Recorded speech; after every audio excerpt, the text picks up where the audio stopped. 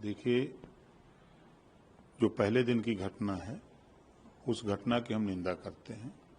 देश में, प्रदेश में कानून का राज है और कानून के दायरे में किसी को भी कानून अपने हाथ में लेने की इजाजत नहीं है। रही बात दूसरे दिन की घटना, तो उस व्यक्ति के पास दो आधार कार्ड मिले। तो संविधान के दायरे में एक व्यक्ति के पास एक ही आधार कार्ड की व्यवस्था है। अगर 2 आधार कार्ड आप रखे हैं तो खुद गलत है। अब इधर कल की जो घटना है, ये तो कानून को अपने हाथ में लेने की बात आ गई कि पुलिस को भी चुनौती देना और मारपीट करना, गाड़ी तोड़ना, ये अच्छी बात नहीं है। बाबा साहब डॉक्टर अम्बेडकर जी ने संविधान में जो व्यवस्था दिया है, सबको एक समान दिया है, सबको अधिकार है। लेकिन बाबा साहब ने तो संविधान में व्यवस्था दिया, लेकिन जब इस देश में जातियां बनी तो जातियों के आधार पर उनको काम मिल गया, तो जातियां अपना काम करने लगी। जैसे ब्राह्मण को काम मिला कि वेद पुराण रामायण महाभारत गीता कहने का, दान दक्षिणा लेने का। क्षत्रिय को सुरक्षा का मिल गया, यादव को भैंस रखने का, दूध दोने का, कारोबार करने का। मौर्य को मिल गया मुरई भंटा साग पैदा करने का। प्रजापति को मिल गया मिट्टी का बर्तन बनाने का। धोबी को, कनौजिया को मिल गया कि भाई कपड़ा धोने का। इसी तरह सभी जातियों को अलग अलग काम मिल गया। आज भी उस काम में बहुत से काम लोगों ने छोड़ा। जब संविधान के दायरे में जो बाबा साहब डॉक्टर अम्बेडकर जी ने संविधान में पहले पन्ने पे लिखा, समता, स्वतंत्रता, बंधुत्व, न्याय पर आधारित भारतीय संविधान, तो सबको अधिकार है। लेकिन घर के अंदर अब जाइए, आपने परिवर्तन खुद नहीं ला पा रहे हो। आपके घर में अगर बच्चा पैदा होता है तो उसका नाम आप नहीं रख सकते हो, तब कहाँ जाते हो? पंडित जी के यहाँ। तब ब्राह्मण को बुलाते हो। आपको अगर बच्चे की जन्म कुंडली बनवानी है तो पंडित जी के यहाँ जाते हो। कथा वार्ता करना है तो वहीं भाग के जाते हो। अब जन्म से लेके मरण तक, अंतिम काम तक वहीं भाग के जाते हो। कैसे विरोध करोगे? अपने घर में सुधारो, अपने परिवार को सुधारो कि बाबा साहब ने तो पावर दिया है, अधिकार दिया है, लेकिन उसका उपयोग करने के लिए भी सोचो, तब न सुधरेगा।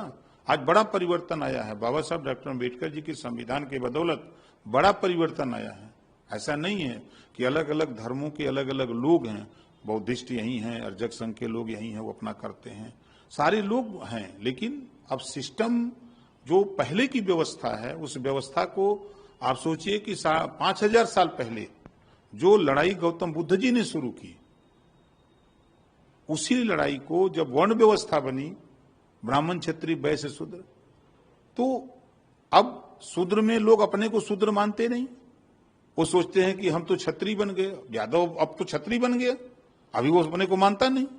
तो वर्ण व्यवस्था बनी, तो उसमें जब व्यवस्था बनी कि शूद्रो शिक्षाम न दीयताम, लेकिन महात्मा ज्योतिबा फूले, सावित्रीबाई फूले के संघर्षों की देन कि आज छत्रपति साहू जी महाराज के संघर्षों की देन, आज बाबा साहब डॉक्टर अम्बेडकर जी ने सभी महापुरुषों के संघर्षों को समायोजित करते हुए संविधान में लिख दिया। छुआछूत खत्म हो गया, भेदभाव खत्म हो गया, बराबरी आ गई, सबको पढ़ने लिखने का अधिकार हो गया, महिलाओं को पढ़ने लिखने का अधिकार हो गया, सबको व्यवस्था है। लेकिन आप जो बदलाव की दिशा में तो कदम बढ़ाओ। नहीं तो वो तो कदम के वो बढ़ा रहे हैं, कहने लगे क्या, और लेकिन सरकार को ये देखना चाहिए, अगर ऐसा है तो कानून लिया, क्या उस समाज के लोग कथा नहीं पढ़ सकते हैं? आप ये पढ़ सकते। देखिए मैं क्या कह रहा हूँ, आप एक तरफ कथा पढ़ने की बात करते हो, दूसरी तरफ वही कथावाचक के घर की बहुएं, उनकी पत्नियां, उनकी माँ, उनकी बहनें, जब बच्चा पैदा होता तो उस कथावाचक से नाम नहीं रखवाती हैं, तब जाती हैं पंडित जी से कि पंडित जी चलिए हमारे घर बच्चा पैदा हुआ, उसका नाम रख दीजिए। जब आप अपने बेटे का नाम नहीं रख सकते हो तो कहां से परिवर्तन ला सकते हो? कहां बदलाव की बात करते हो? आज भी मैं देख रहा हूं कि जो व्यवस्था है उस व्यवस्था में लोग ग्रसित हैं। जैसे कि कैसे ग्रसित हैं? क्या क्यों नहीं ग्रसित हैं? आज भी देख नहीं रहे हैं? हम जन्म से लेके मरण तक सारा काम कराने के लिए वहीं जा रहे हैं पंडित जी के यहाँ। ब्राह्मणों के अलावा और जो वर्ण व्यवस्था है उसमें किस तरह से ग्रसित है? भाई ग्रसित, अब वो काम के जाति के आधार पे जो काम मिला, तो अब काम के आधार पे लोग आज भी मान रहे हैं। अब आदत सी बन गई है। जैसे अगर बात करें हम, तो आज जो समाजवादी पार्टी के लोग चिल्ला रहे हैं, समाजवादी पार्टी के लोग मुसलमानों का हक लूटे, तो मुसलमान चूंकि वो अपने हक के लिए बोलता नहीं है, चुपचाप मार के रहता है, क्योंकि उसको नफरत सिखाई गई। फिर उसके बाद 27% रिजर्वेशन फिर लागू हुआ, उसमें मुसलमानों का भी हक है, अतिपिछड़ों का भी हक है। तो अतिपिछड़ों को भी हक लूटा गया, मुसलमानों का हक लूटा गया। अब हक लूटते हुए ये लोग तो नहीं बोल रहे हैं, लेकिन अब वहां पहुंच गए जो पंडित जी का हक था। तब पंडित जी तो वो मानने वाले नहीं हैं, तो अपने हक को बचाने के लिए कि जो हमारा काम है तुम कैसे कर सकते हो भाई। सवाल और आपने कल 2022 में आप भी उन्हीं की साइकिल पे बैठ के सवार थे।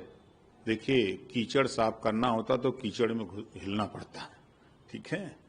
समाजवादी पार्टी उठा के देखिए, अब अगर आप इटावा की ही घटना को लीजिए तो आप यादव को बुला करके प्रेस के सामने उसको जो है सम्मानित करते हो और आप उसको पुरस्कार देते हो। पता लगा कि 50,000 रुपया है समथिंग उसको दिए। आप इतनी घटनाएं हुई मुसलमानों के साथ, एक मुसलमान को बुला करके आपने उसको प्रोत्साहित किया कि नहीं आपके साथ अन्याय हुआ है, हम आपके साथ खड़े हैं। एक भी मुसलमान के साथ अगर खड़े हों, किसी राजभर के साथ खड़े हों, किसी पाल पटेल चौहान के साथ, प्रजापति के साथ खड़े हों, नाई गोण के साथ खड़े हों, किसी दूसरे के साथ